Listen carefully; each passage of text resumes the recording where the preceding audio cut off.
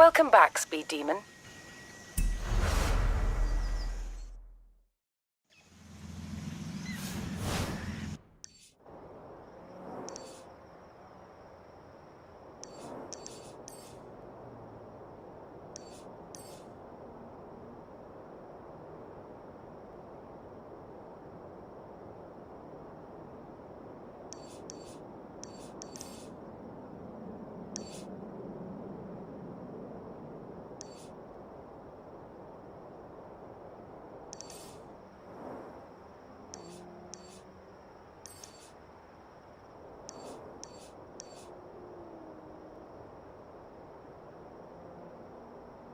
I just got my hands on a piece of Mexican racing history. Wanna see? Of course! On my way. Turn around when it is safe to do so.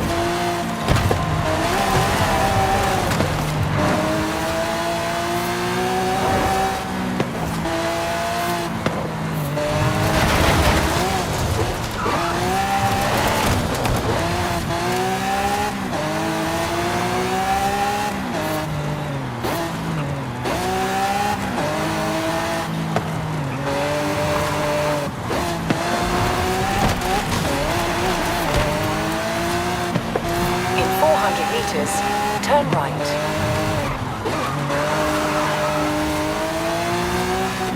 Turn right. 400 meters. Turn left.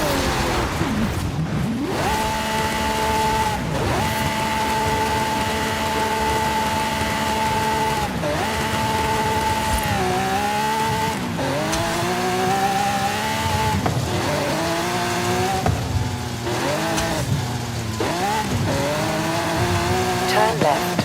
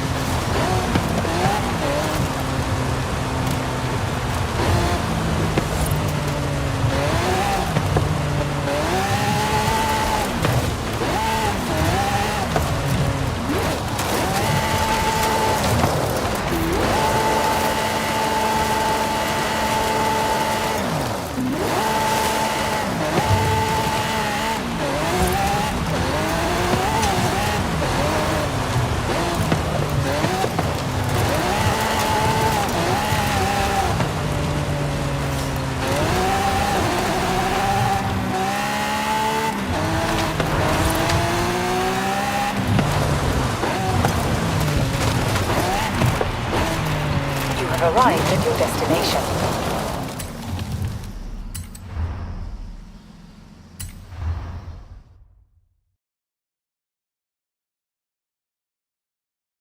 Let me guess. Today's episode of Mexican Automotive History with Ramiro is about the Baja 1000. You are very perceptive, my friend. This dune buggy was the first car to race here. Let's take it for a spin.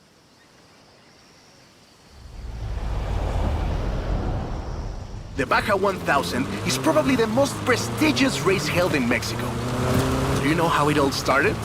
I assume the Myers Manx has something to do with it. Correct again! The Baja 1000 started as a very elaborate marketing campaign for the car you're driving.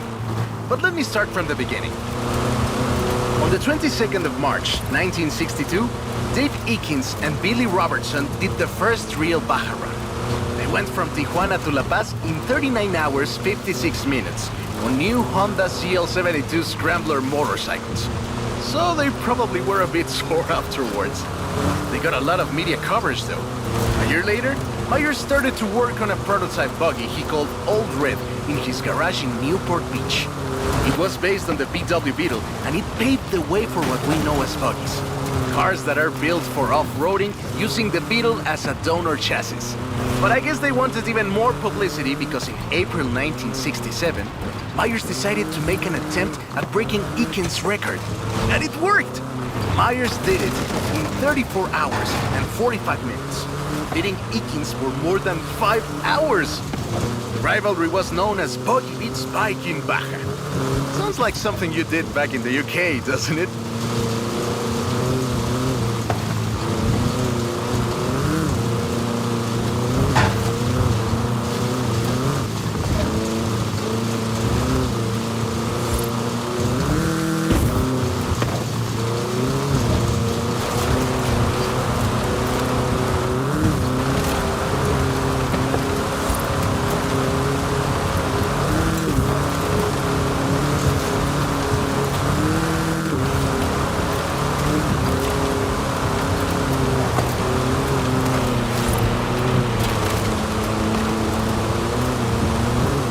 Myers Manx became an overnight sensation as a result, and suddenly they were friendly races all across the Baja. It wasn't long before they realized they needed something more organized, and that was Mexican 1000. Guess who won the inaugural event? Myers Manx? You're on fire today!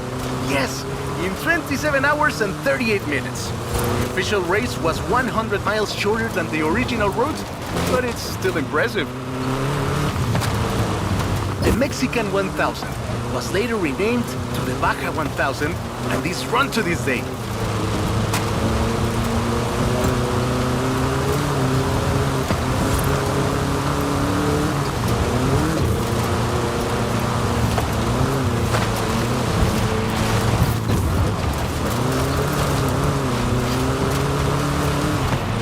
200 meters, turn left. Turn left.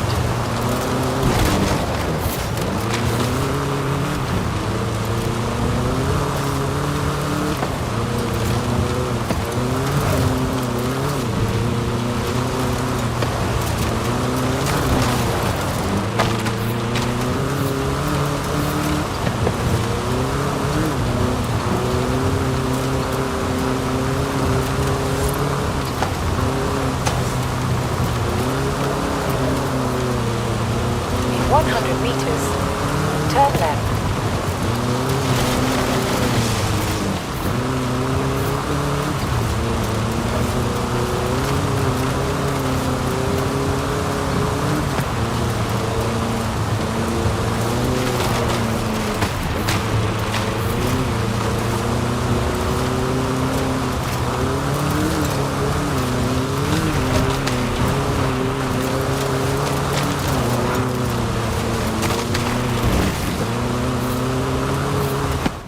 I love that story. My abuela used to tell it to me at least once a year.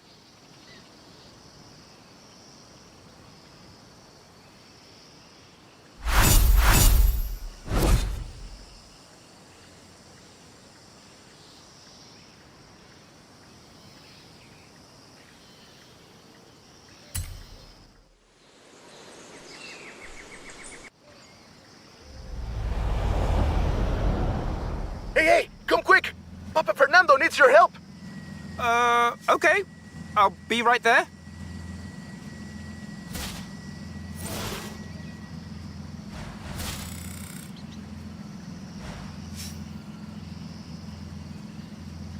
In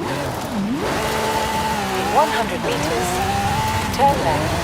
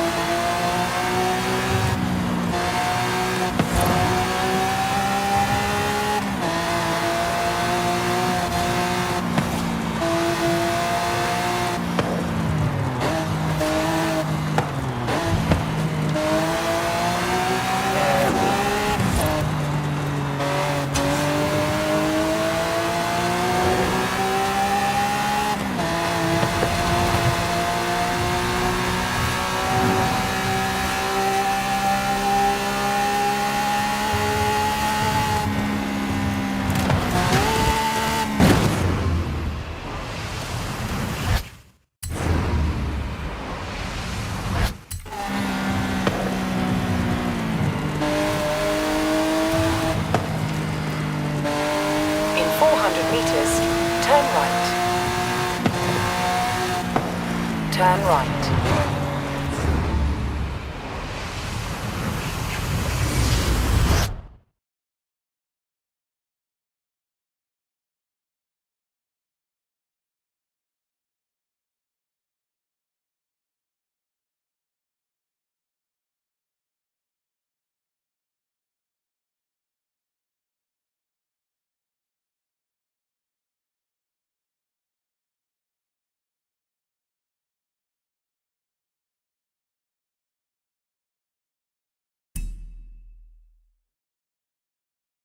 Turn around when it is safe to do so.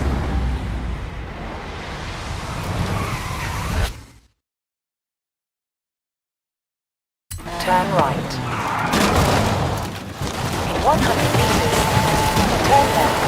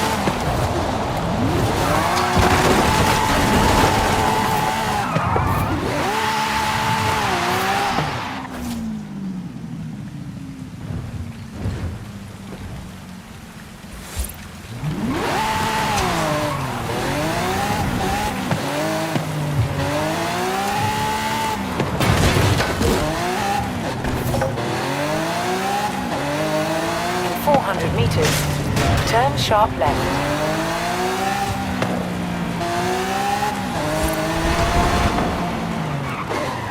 Turn sharp left.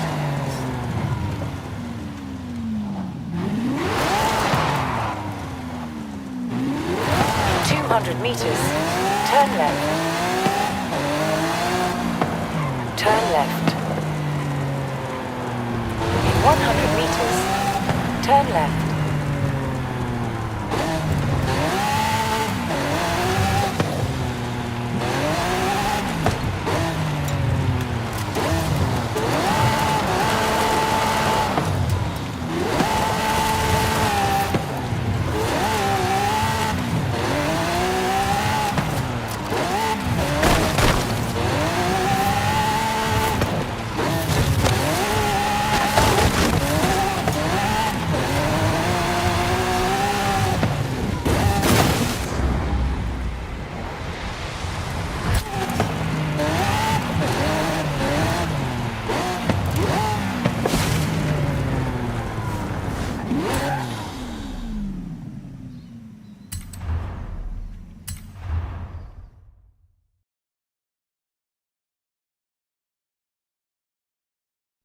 Oh, right.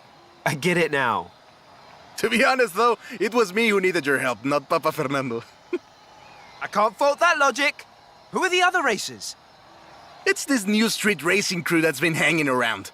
I think they're here to see what you can do. Let's show them.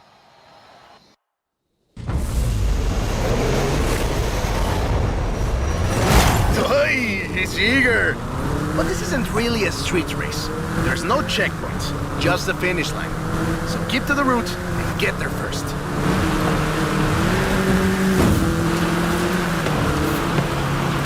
It's hard to overstate the effect that the Beetle had when it arrived in Mexico in 1954. Before that, all we had were these huge American cars. So this new European-style car with its shape and light chassis and those adorable headlights and an engine that anyone with a tractor could fix was, well, a complete game changer. They were so exciting that they were displayed at the Ciudad Universitaria in Mexico City, and there were lines to come and see this new car. Nice overtake! Production of the Beetle started in Mexico soon after 7 of them finished the Carrera Panamericana. Before that, people were a bit worried about reliability, you see. We Mexicans love a good-looking car. But a car that can do work is better. The Panamericana convinced us, and in '61, Automex had assembled 250 of them. By '62, the first plant had opened in Jalostoc, making 10 of them a day. We love that car. So another plant opened in Puebla in 1967. And in '71, El Bocho became the official taxi of Mexico City, which is why you see so many of them today. It's funny. The first Bochos were imports, or CKDs. But in 1971, we were exporting them to Costa Rica, and back to West Germany, Austria, Belgium, everywhere in Europe. It was a sad day in 2003 when the last Volkswagen sedan Última Edición rolled off the production line and went home to the Volkswagen Museum in Wolfsburg.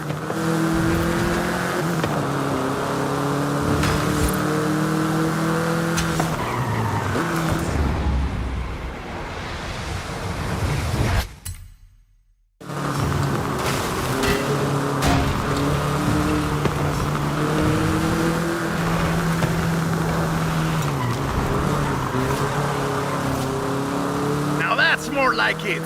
Eso, Bochito, eso! So loved was the Bocho that it eventually outsold the Ford Model T to become the world's best-selling car. And was the first to reach 20 million sales. Sure, other cars have staked their claim on that title in recent years, but none are so timeless and unchanged as the Bocho.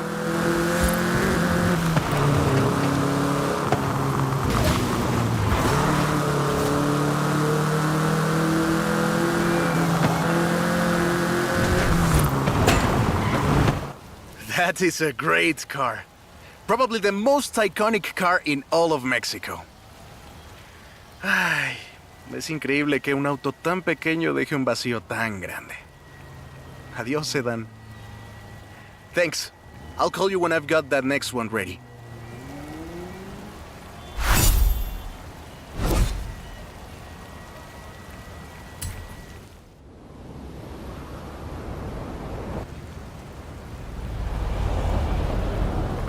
I have a brilliant idea! Another one. What happened to the previous idea? This one is better. Meet me in town. Wow, last two adventures. Which will it be? I have a coin if that helps. 200 meters. Turn left. Turn left.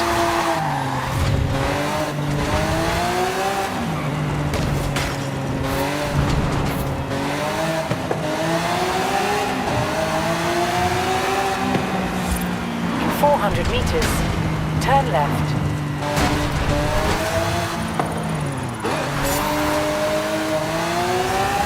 Turn left.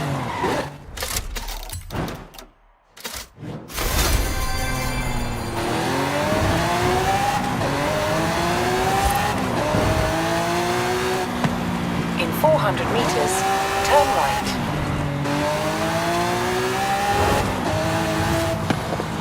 Turn right.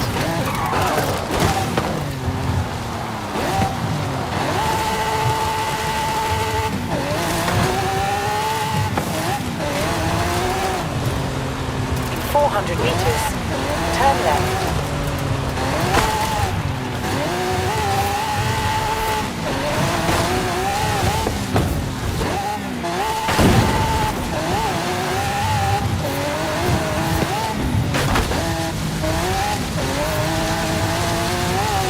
Recalculating route.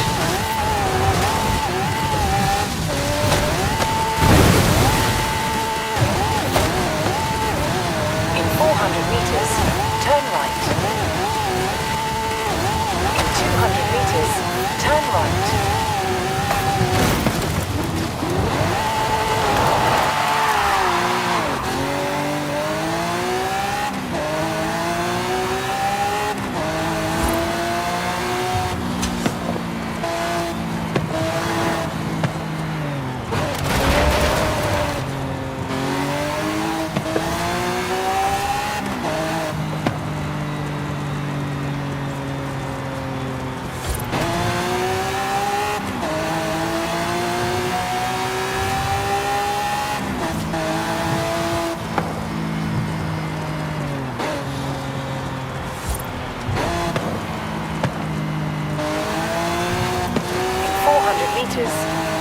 left.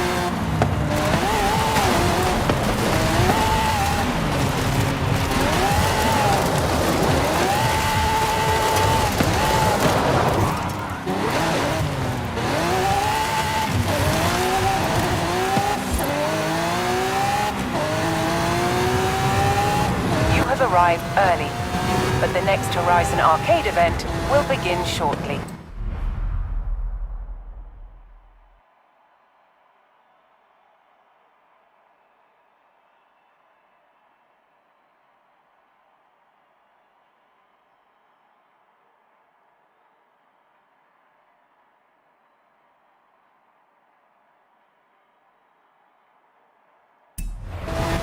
Enjoy.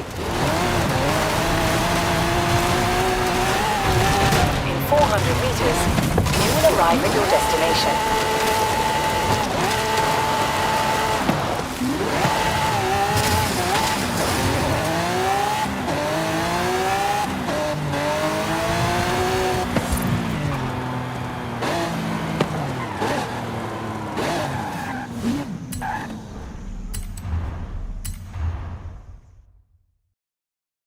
I have two cars here.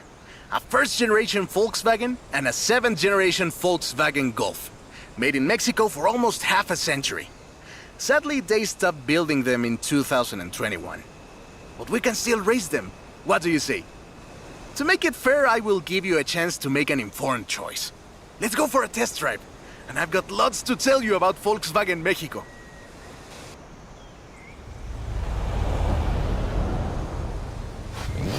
Volkswagen Mexico headquarters are in Puebla City.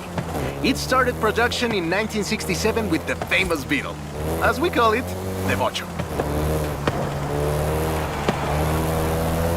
VW made multiple attempts at replacing the famous Beetle with newer models, but all of them failed way short of achieving the production figures until the Volkswagen Golf came into play.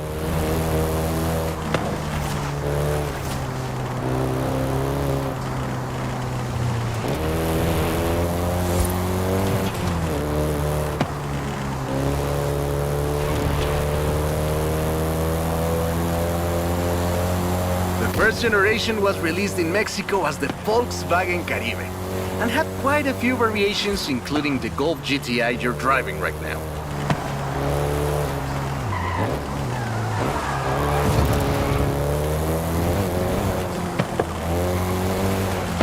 VW engineers, inspired by the Beetle GSR, designed and prototyped the Golf in secret as a Skunk Works project.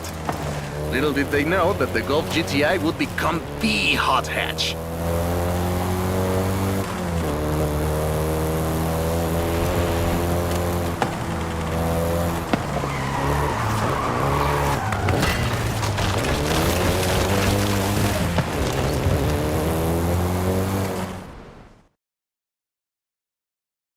Shall we jump 40 years in the future and try the 7th generation?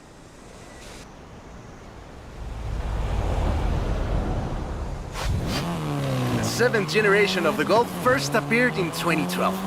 This version is the Volkswagen Golf R, R meaning race.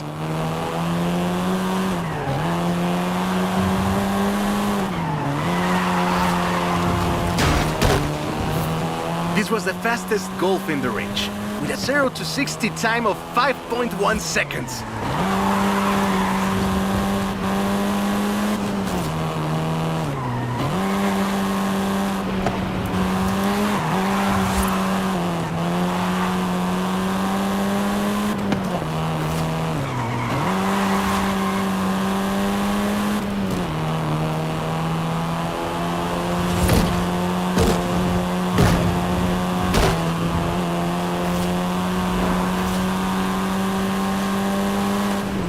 Volkswagen Mexico produced all 7 generations of the Golf, totaling more than 2 million units over 44 years.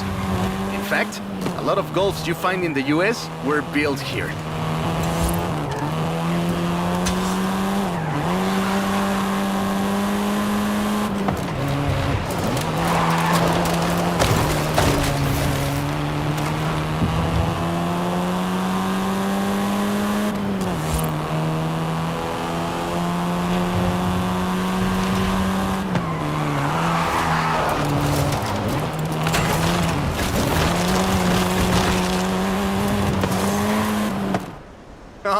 all right. Enough driving around. Let's go head to head, after you've had a chance to rest.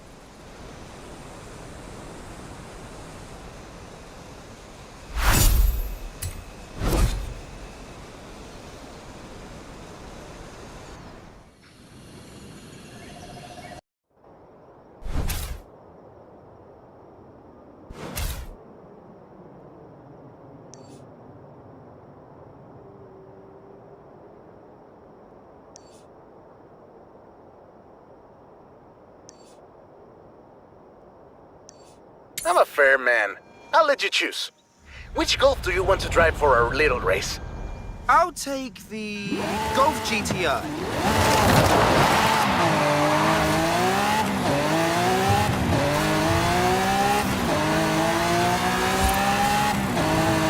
In 400 meters, turn left. Turn left. Round one! Begin! There's the skill! Off you go and bank it!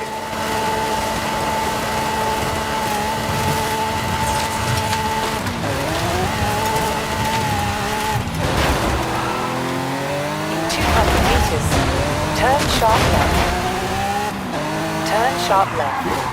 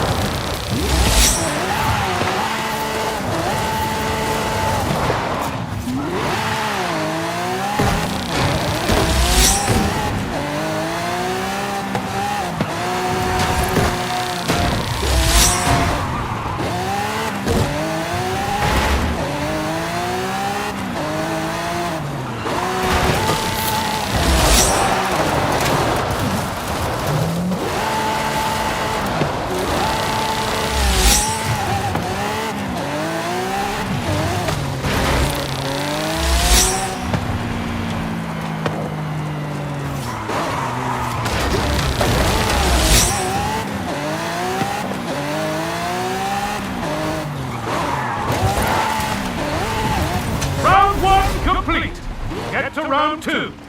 Bank that skill!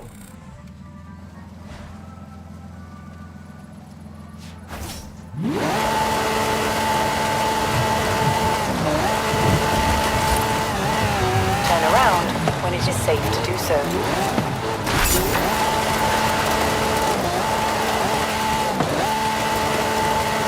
Recalculating route. 100 meters. Turn sharp left. In 400 meters, turn right.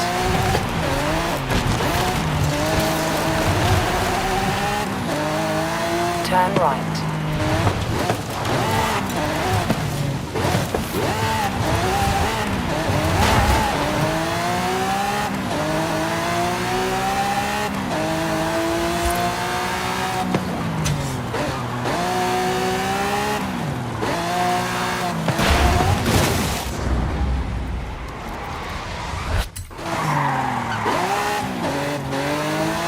In 400 meters, turn left.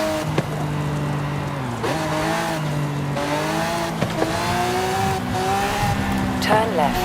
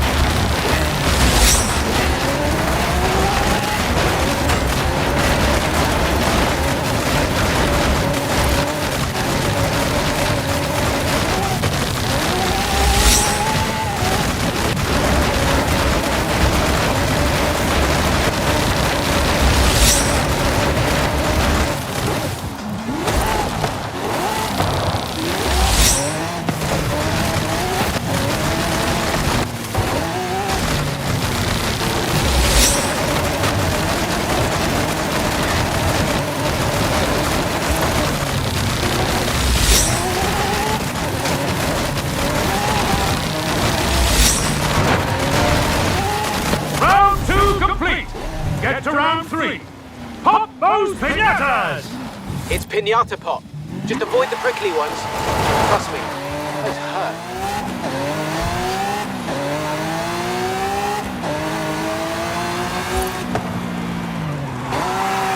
In 400 meters, turn left.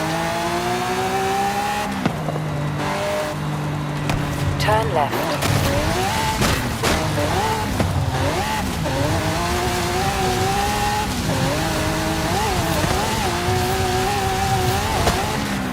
In 200 meters, turn right.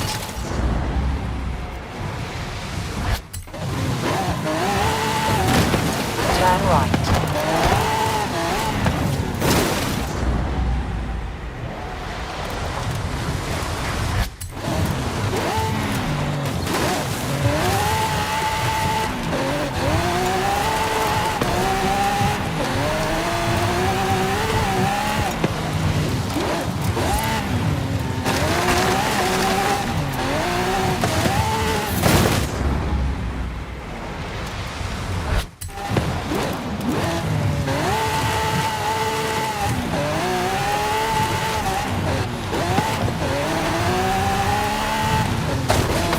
Meters.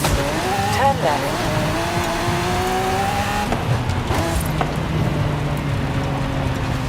Turn left.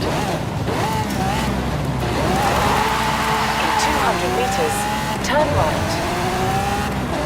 Turn right.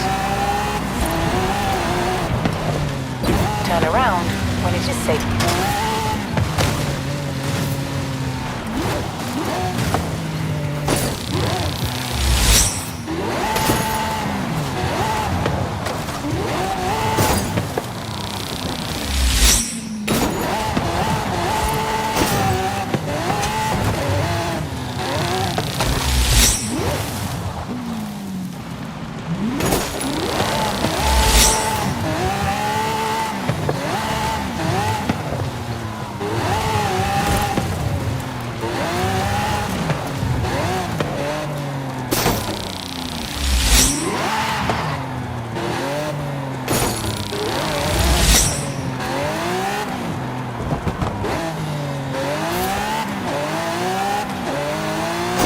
Horizon Arcade complete!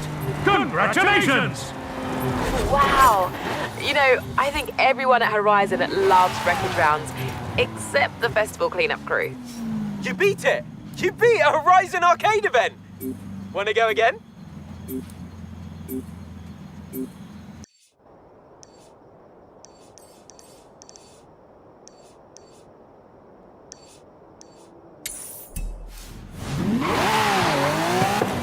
In 400 meters, turn right.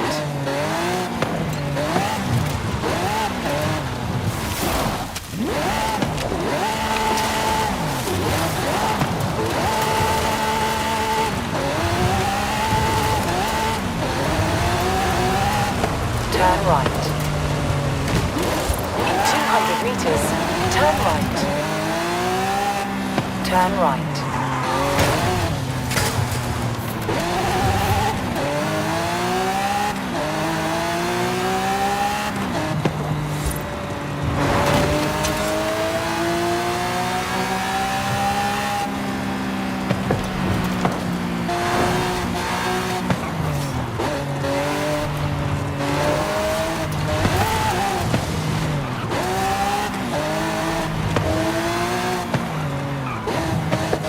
In 400 meters, turn right. Turn right.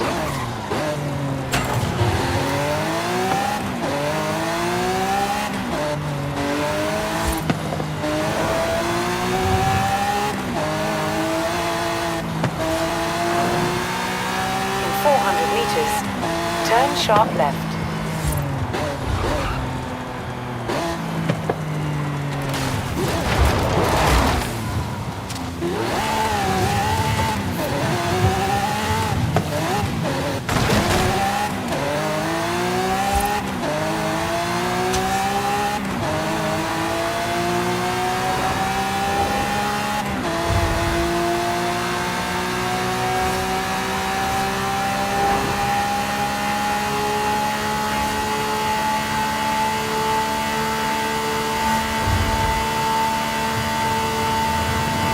Horizon Arcade will begin shortly. Good luck.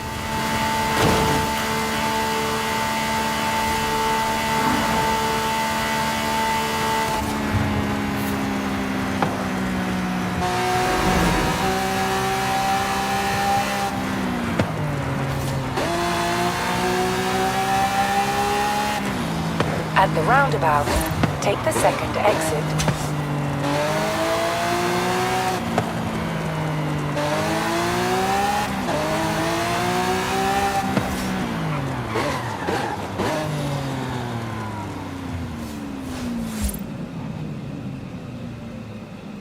You have arrived at your destination.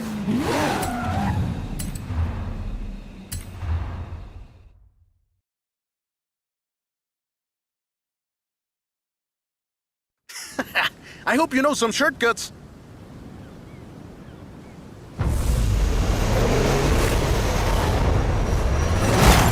See you at the finish line. Don't make me wait for too long.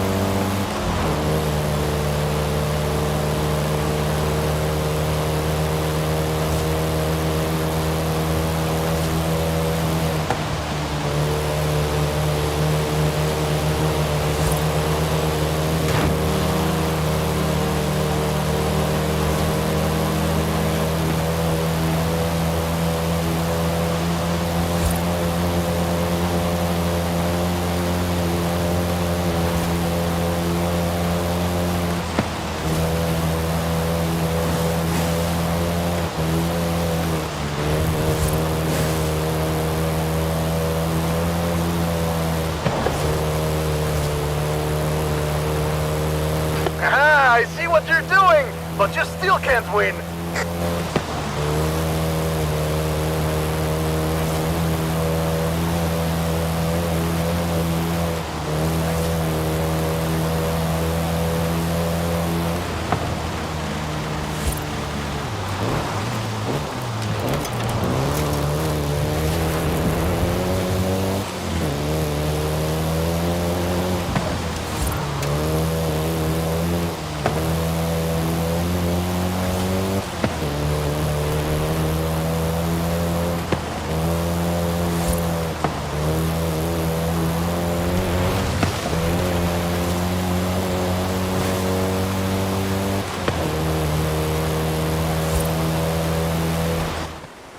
What a race!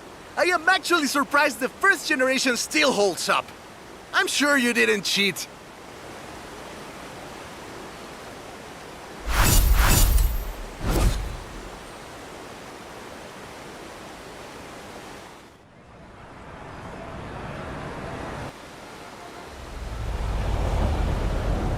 Hey, Speed Demon. final adventure run, so it shouldn't be a tough choice. What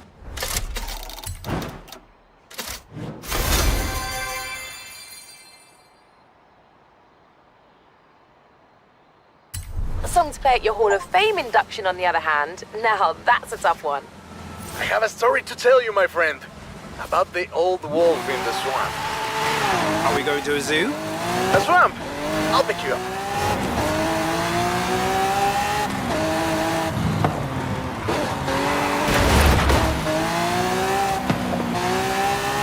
In 400 meters, turn left.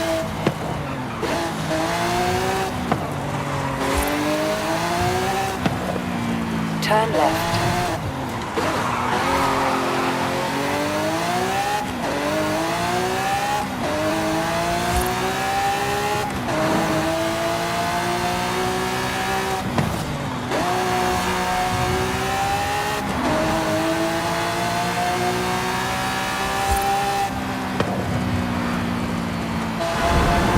Turn around when it is safe to do so.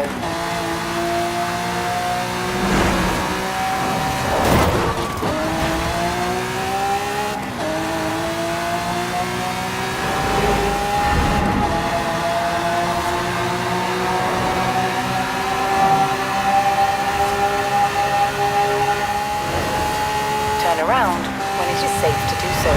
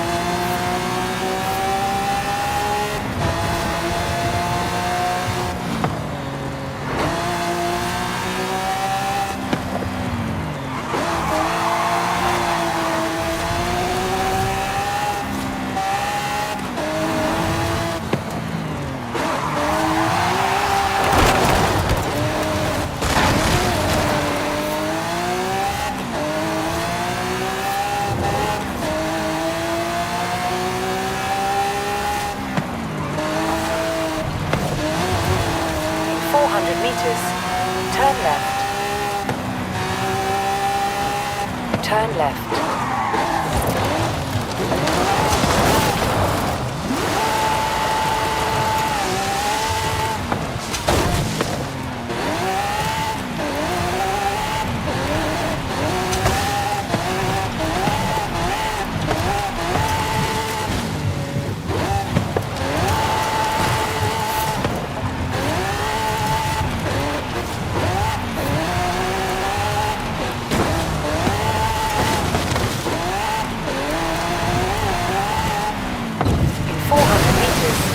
Turn left.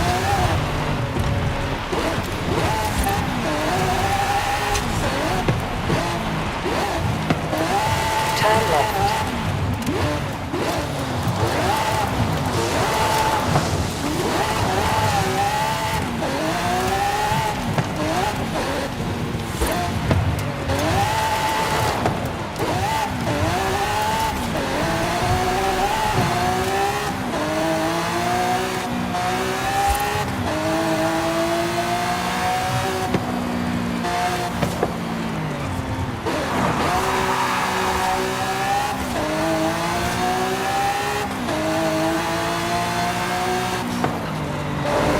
In 400 meters, turn left.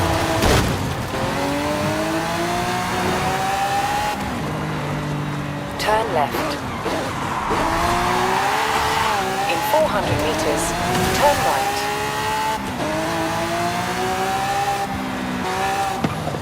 Turn right. You have arrived at your destination.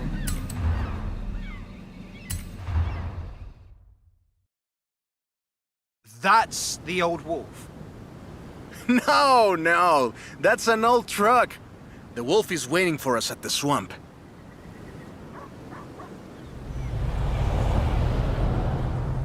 Haley asked us to clear some debris, And I've got just the car. But we need to get there first. Of course!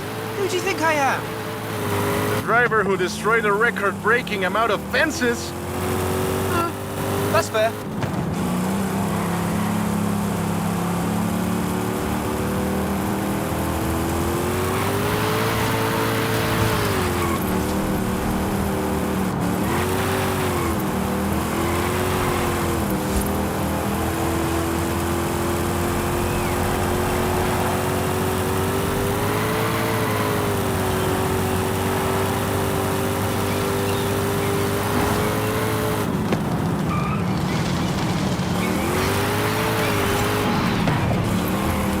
In 400 meters, turn right.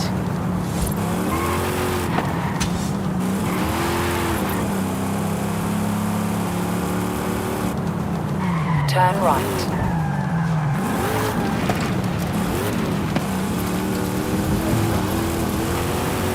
In 200 meters, turn right. Turn right. See? Got it here in one piece. And gave me a few heart attacks. Careful there!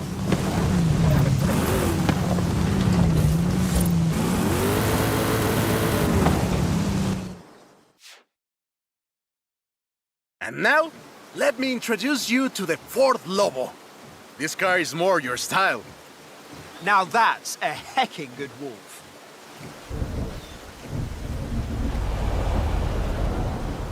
We call it Lobo here. Marketing in this country is outstanding. Let's get to work. See all that brush and stuff? Clear it out. What? No! It's not just an excuse to throw the Lobo around. It is just an excuse to throw the Lobo around. In the 90s, Ford decided that they needed to rebrand the F-150 for the Mexican market. And the name Lobo just has a real ring to it. They started using the badge in 1997, and the rest is history. The Ford Lobo quickly became one of the most popular vehicles in the country. Lobo is still used for the modern Rangers like the one based on the F-150 Raptor you're driving. But we don't just call it Lobo. No. We call it Lobo Raptor. So it's the same car? Now, there are loads of differences, like a dog and a wolf. Lobo only comes in XLT and with higher trim levels.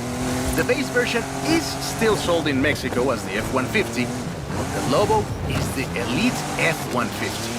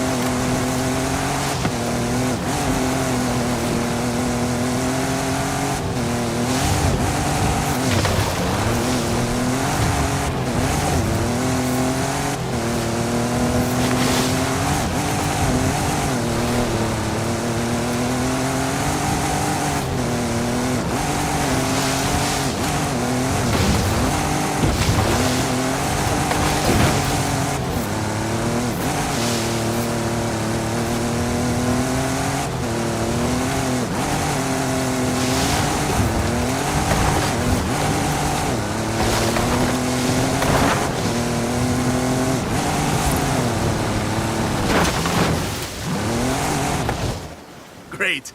Job's done. And the scratches will buff right out. Thanks for the help. Now I just need to get my abuelo's old F100 back to the garage.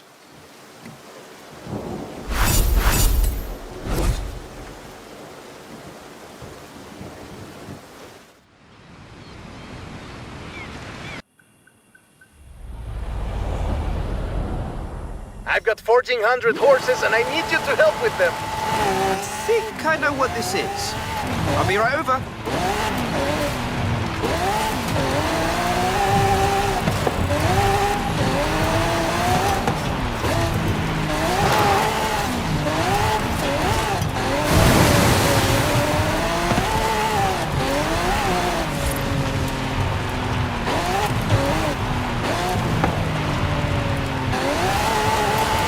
In 400 meters, turn right.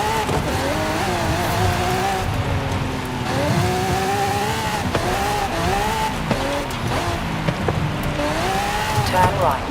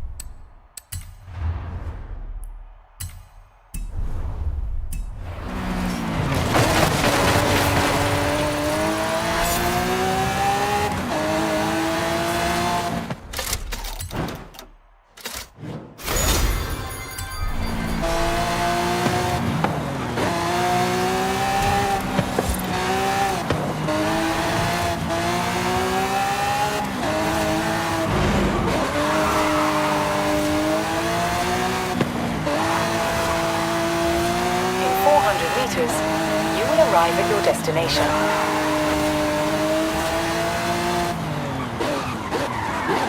You have arrived at your destination.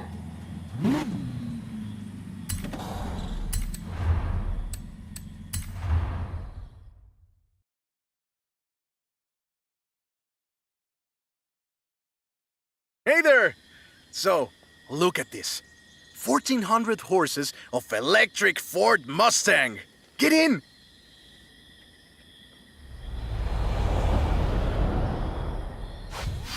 Let's take this down to the beach.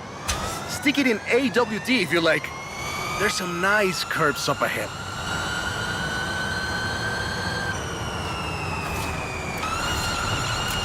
Whoa! How do you make it go around corners like that? I'm really asking. Calm down. I know you like to go fast. I had a big breakfast. This is 2021's EV of the year. And it was up against things like the Taycan and the e-tron and the Recharge. It set 3 Guinness World Records, and it's inspired by the beautiful original Mach 1. And I'm telling you all of this because the Mach E was built right here in Mexico at Cuautitlán Assembly. Hey, I have to keep this back. Be careful with it. Cuautitlán Assembly has been building cars since the 60s. And more than 2.2 million cars later, we're sitting in an actual space machine made here in Mexico. Quite a journey from Cougars and Thunderbirds and F-150s to this. This isn't just a prototype. Cuautitlán Assembly does a range of options for the Mach E. A 68 kilowatt-hour standard and an 88 kilowatt-hour extended range version. It will give you over 300 miles of range on a single charge. The Performance GT version is the really wild one. 0 to 60 in 3.6 seconds. This one is quite a bit faster. Honestly, when I first tried it, I had to go and sit in a quiet room for a bit. And I've flown airplanes in a storm. It's wild tech. You can switch from all-wheel drive to rear-wheel drive at the touch of a button. And when you get into tuning, You can basically tweak every one of the 7 engines individually. It can make 1,400 horsepower and a ton of downforce at 160 miles per hour thanks to the Aero tube.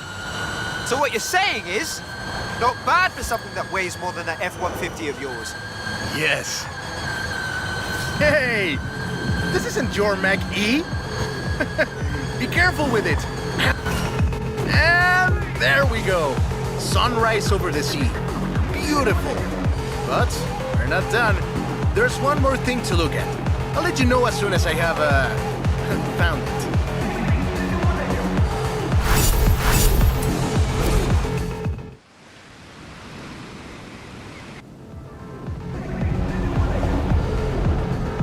Okay, this one will be epic. I found the Porsche Carrera. You know what that means? Racing? And what do you mean, found? In a barn, of course. And of course it's racing. Come meet me at Guanajuato.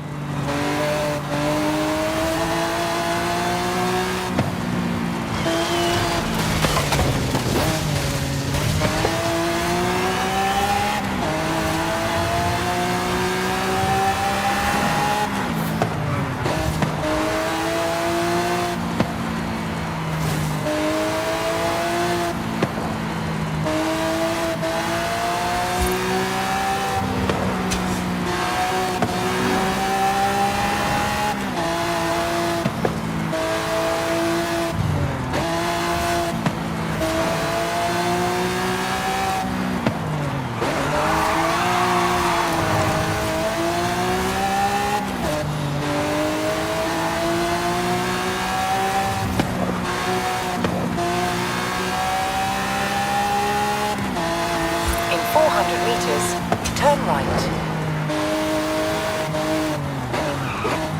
Turn right. In 200 meters, turn right. Turn right.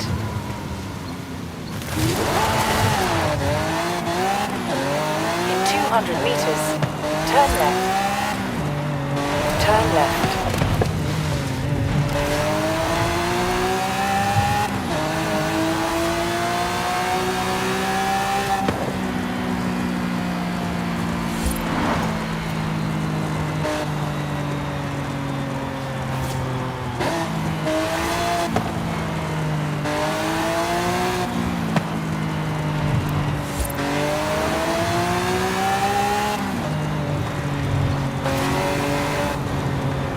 The next Horizon Arcade event will begin any minute now.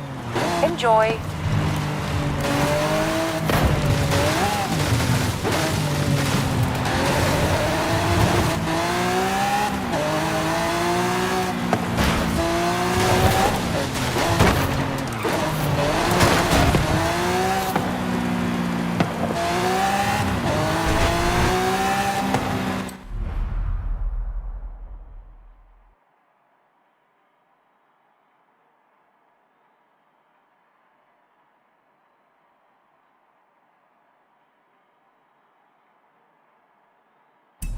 At the roundabout, take the second exit. At the roundabout, take the second exit. You have arrived at your destination.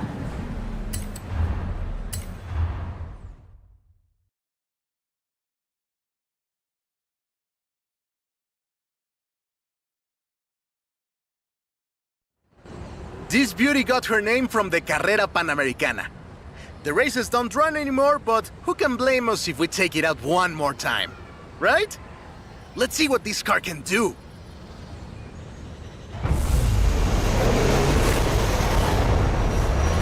There's Jamin!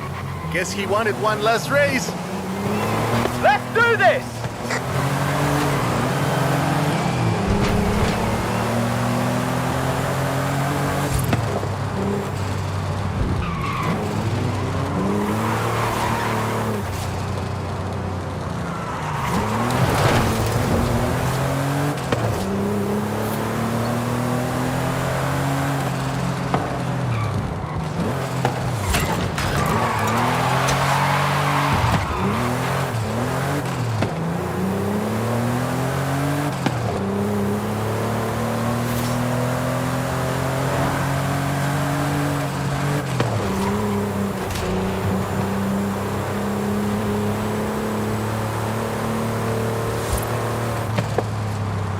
original Panamericana ran from 1950 to 1954, originally celebrating the opening of the Mexican section of the longest road in the world, the Panamericana Highway.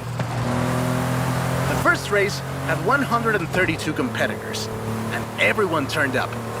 Amateurs to F1 drivers, men, women, professionals, anyone who had a car. You know anyone who participated? Aleja thinks Papa Fernando did.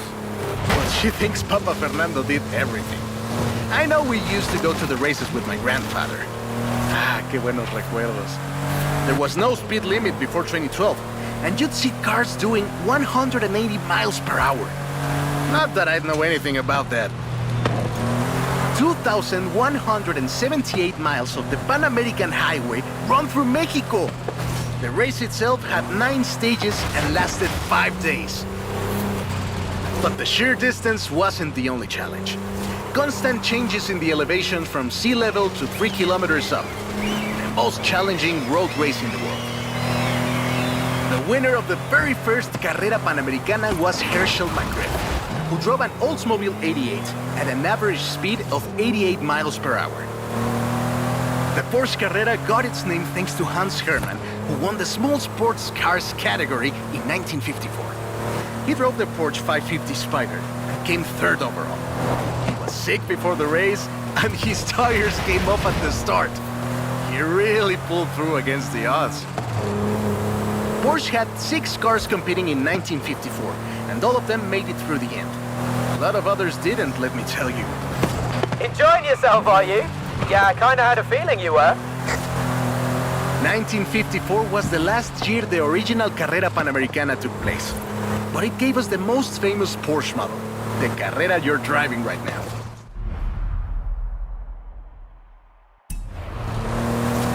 The Carrera RS 2.7 was the first production street racing 911. It was built on the 911S 2.4, the fastest Porsche you could buy at the time, and a popular choice in the later Carrera Panamericana races. The race was revived in 1988 and ran to 2016, staying true to the original races with high-speed road stages. The routes for the race were carefully selected every year by planning committee and local government to ensure they were race-worthy and that they can be closed up for 2 hours. You could almost say they've been preparing for the festival for a very long time.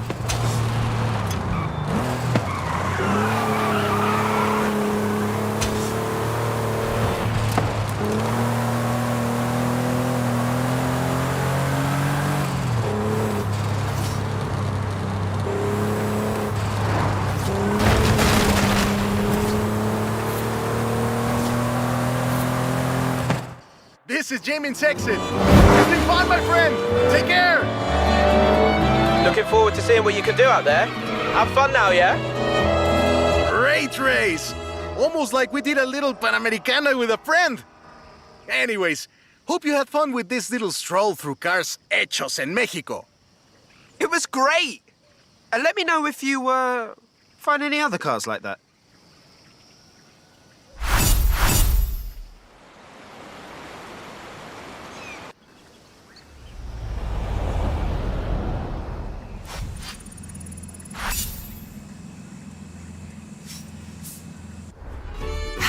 Final piece of the puzzle. You want to do...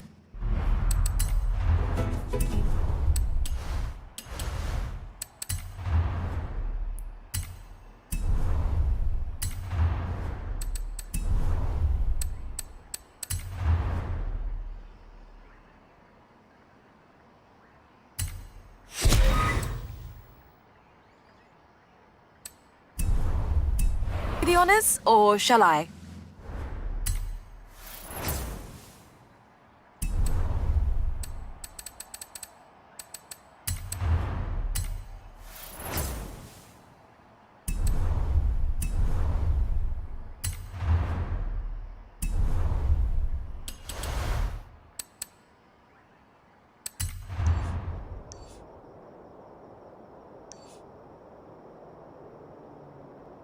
Hey, amigo! I found something. Drop by when you can. Okay, I'll be right there. Hey, mi amigo. Have you heard of the Carrera Panamericana? I've just been told about another barn find nearby. Shall we go find it?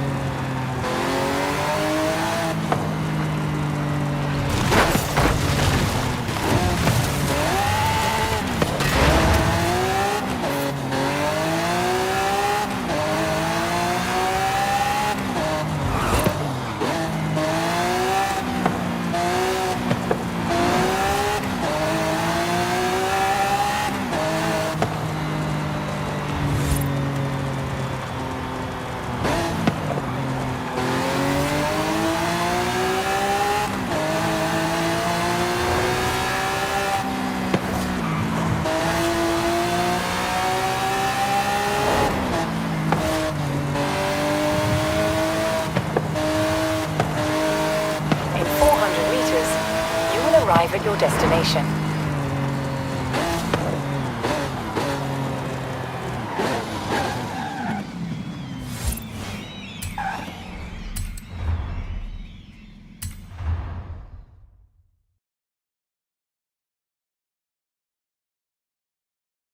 Hola, hola! Remember the old book I told you about? I went and dug it out of a box at my padre's place. I want to try and find something. And you need a driver. And I need a driver. Yeah, bien. Head for Las Barrancas. I'll explain on the way.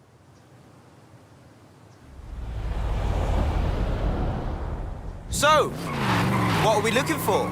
My favorite book is called El Camino de Sidney Wolverstone, about an explorer who traveled Mexico 200 years ago. In her book, she describes these Atlantis she found, giant statues. But there aren't supposed to be any of those near here. Giant statues? From an old book? That aren't supposed to exist, yes! I've been piecing together clues from the book. Do you think you can get this car right into the river at the bottom of the Copper Canyon? You really don't know me very well.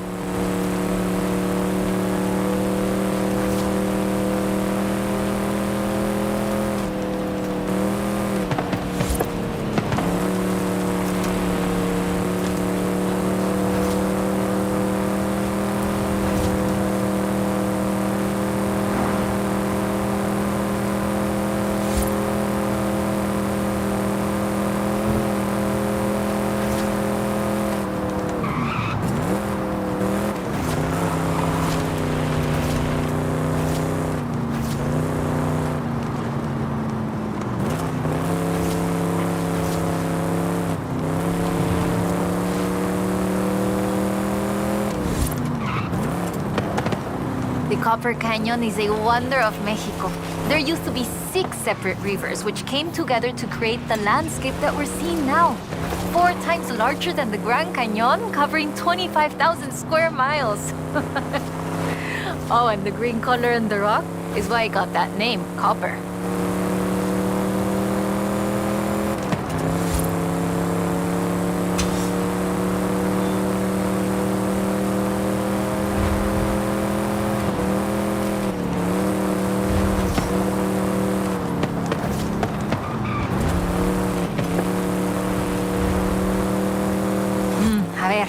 Let's get pictures here. In the book, Lady Sydney's expedition makes camp here, but...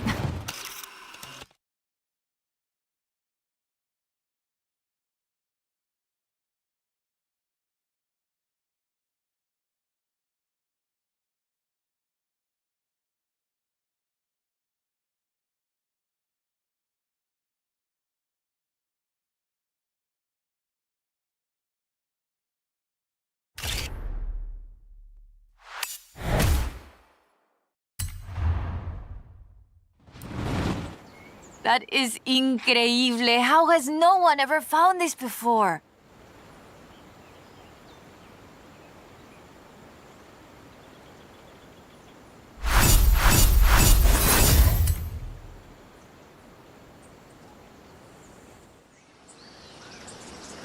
Hola, amigo.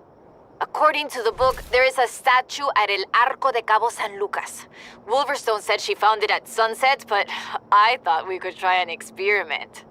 I've worked out where the book says the statue should be. We can set out and reach the area around mid-morning and see what we can find.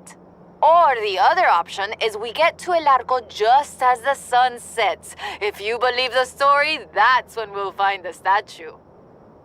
From here, we will reach El Arco just as the sun sets, if you believe the story.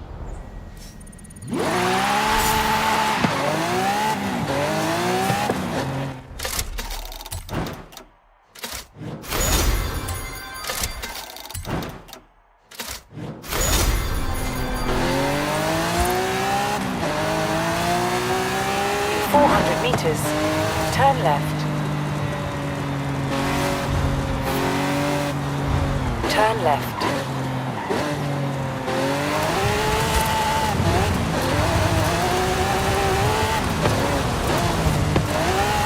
Yes!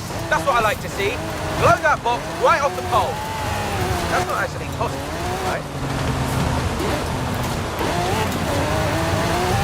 In 400 meters, turn right.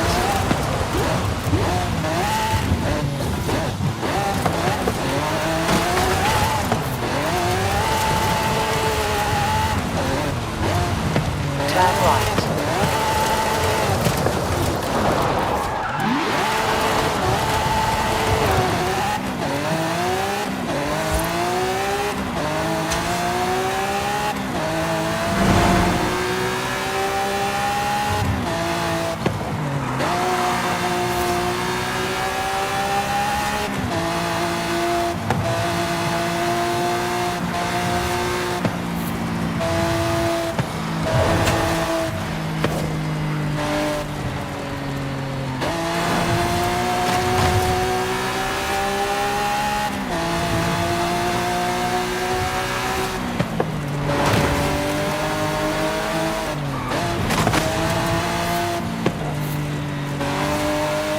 In 400 meters, turn left.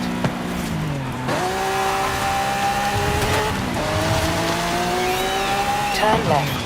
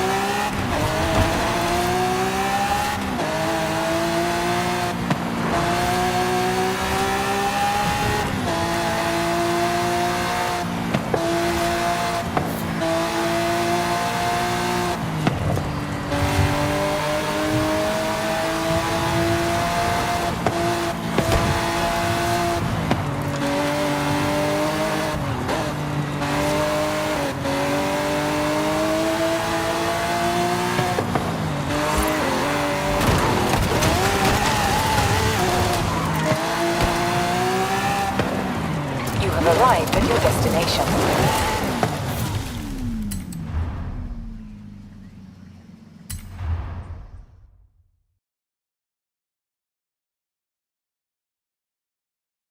Okay, we'll check out El Arco de Cabo San Lucas and see if it matches the book.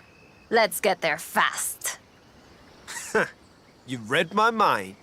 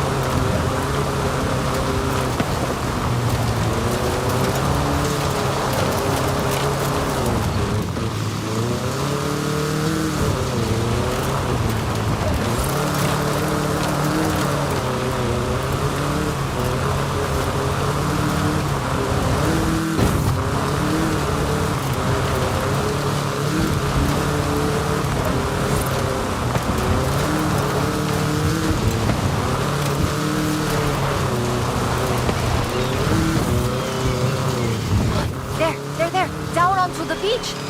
The book says, we found the statue by the ark looking out across the Pacific in the warm light of the setting sun.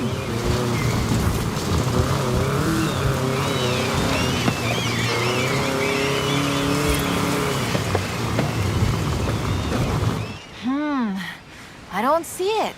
Huh. Well, let's get some lunch and try back later in the day.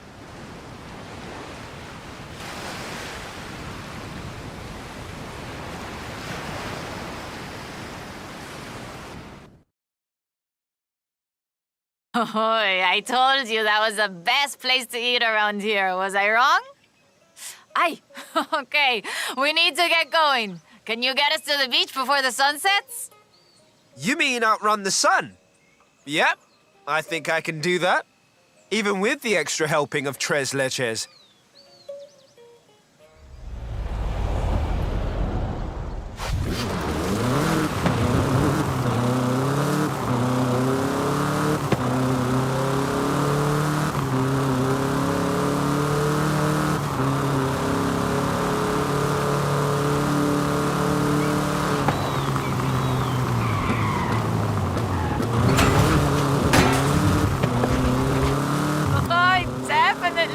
Outrunning the sun. Now, down to El Arco before we lose a life. And get your camera ready.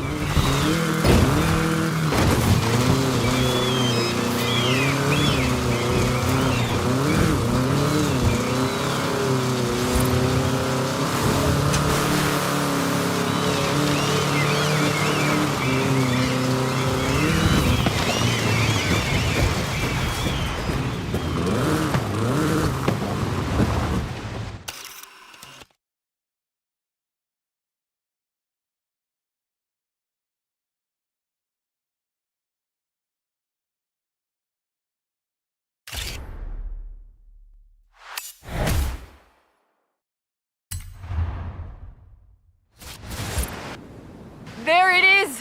Right in the sun where the book said. Grab a picture of it. Right, that is freaking me out. It's right there. How did we miss it? The shadows were really deep just here earlier. Maybe we just didn't see it? But now I really want to see if we can find any more of these mysterious statues.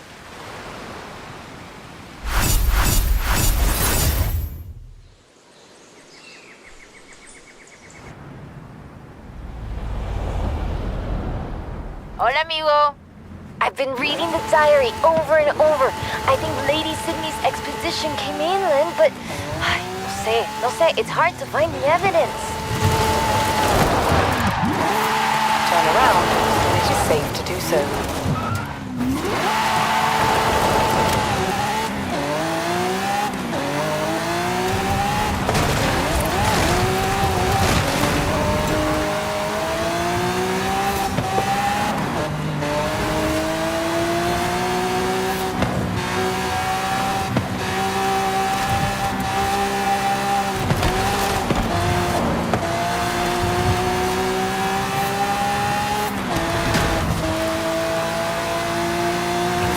Meters. Turn left. Turn left. You have arrived at your destination.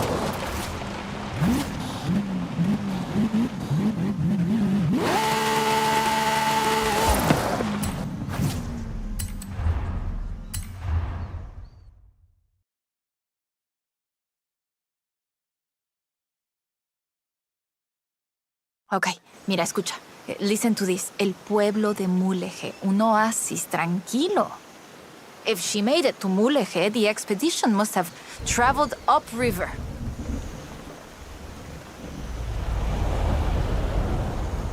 I still can't believe this. I used to take the book to mi escuela and my teachers told me Lady Wolverstone's adventures were as fictional as Pedro Páramo or Sherlock Holmes. So she never got any credit?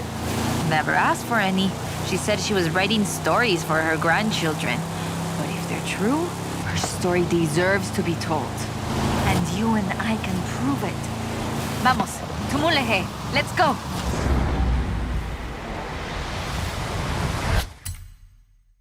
We can start in the center of town and move outwards.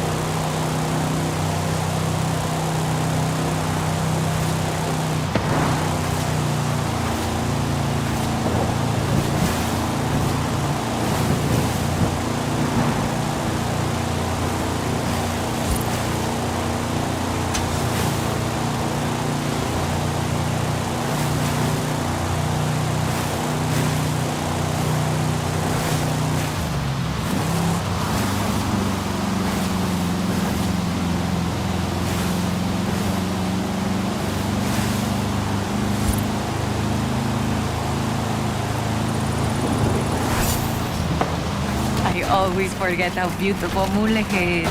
A ver. Let's get shots around here while we search. People have lived here for thousands of years because of the water and the fishing and, well, now tourism too.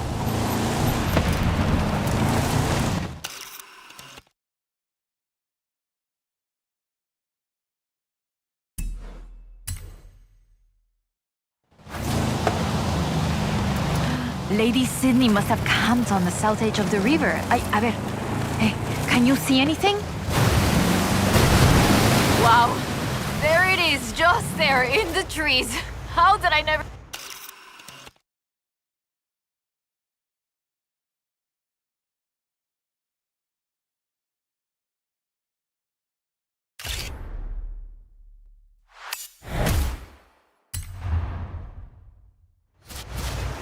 Lady Sydney writes that a local bruja, a wise woman, said the statues were only visible on certain days in the rain because they are statues of Tlaloc.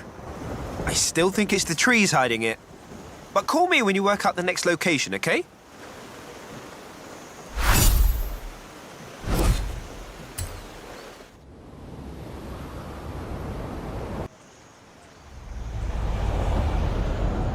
Hey, Speed Demon. You are so close to the Hall of Fame. I wish I could just cheat you in. But I won't, just to be clear. Hey, amigo! Haley called... to ask about the promo shots, but when I told her about the diary, she said they could wait. Come pick me up. We need to go to Agua Azul. I'll be right over.